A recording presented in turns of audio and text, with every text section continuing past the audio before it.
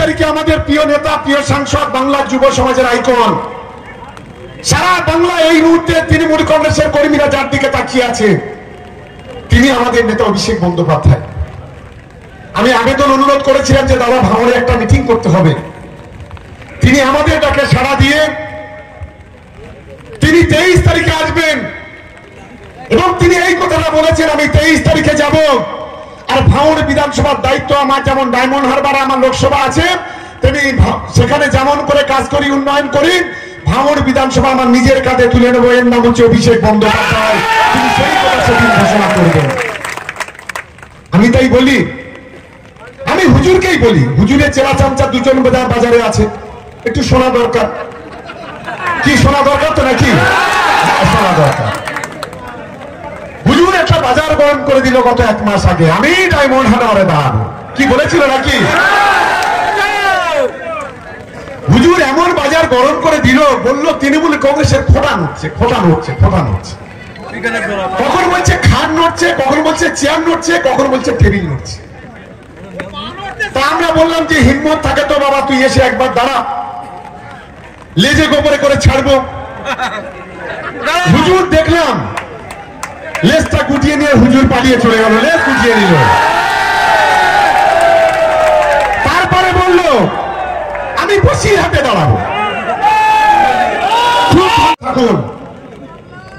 1 তারিখে ভোট, শপথ দিন, মা বাবার পায়ে সালাম করে শপথ দিন যেই ভাঙড়ের মাটি থেকে এই কুলাঙ্গার দলটাকে এখান থেকে একেবারে সমূলে উৎখাত করব, সেই দায়িত্বটা আপনারা সকলে মেনে নিন। এই দায়িত্বটা আমাদের তৃণমূল কংগ্রেসের কর্মীদের নিতে হবে।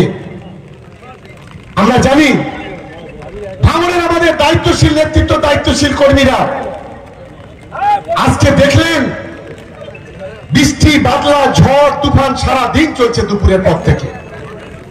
অনেকে বলছিল দাদা মিটিং হবে, আমি বললাম মিটিং হবে, কিন্তু যেভাবে আজকের এই সবজি মার্কেট, কালকে যে যাত্রাপালা দেখলাম সেই মাঠের মাঝখানে স্টেজ করে যে যাত্রাপালা শুরু করেছিলেন, সেই যাত্রাপালার আজকের আপনাদের জমায়েতের মধ্য থেকে তার অবসান হয়ে গেল।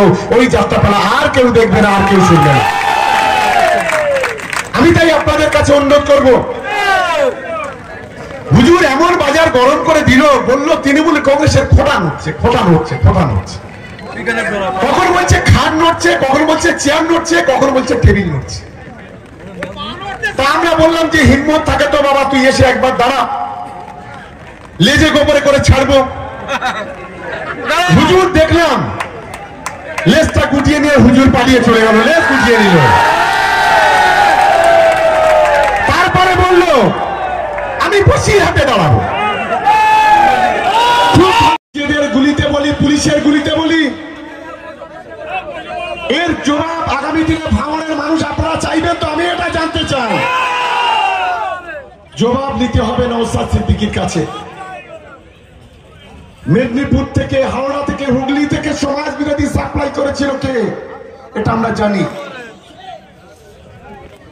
আমরা সেদিন দেখেছিলাম 3টে খুন হওয়ার পরে সারা রাত ধরে গুলি বোমা বন্দুক চললো, আবার সকালবেলা নাটক, ডেড বডি দেওয়া হবে না। কেন?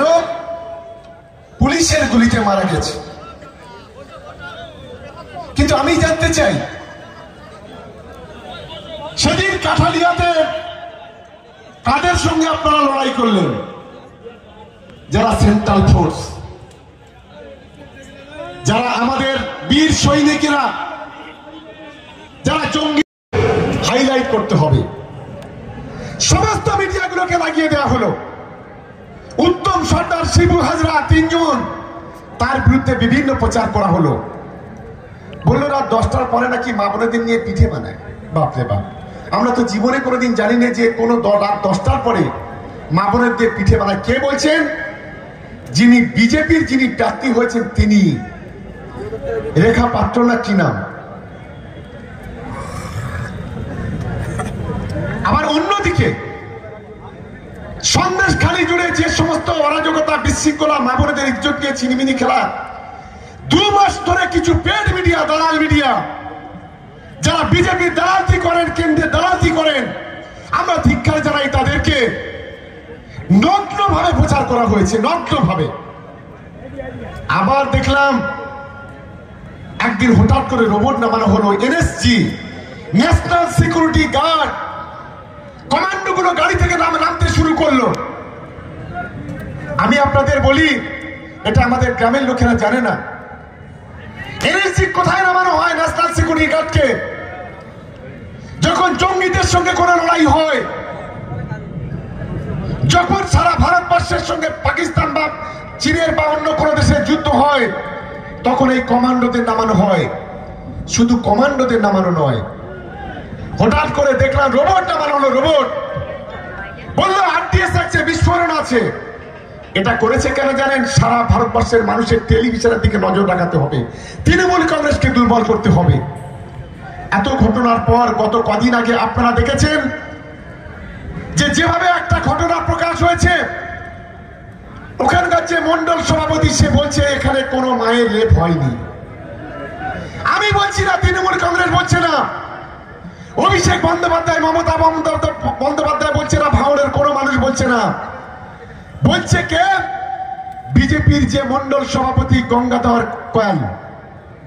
কয়াল বলছে রেপের ঘটনা আমরা সাজিয়েছি, আর রেখা পাত্রকে 2000 টাকা দিয়েছি, 2000 টাকা দিয়ে তাকে রেপ কেস করানোর চেষ্টা করেছি। সেই হলো বিজেপির প্রার্থী। আমরা ধিক্কার জানাচ্ছি, ধিক্কার জানাই।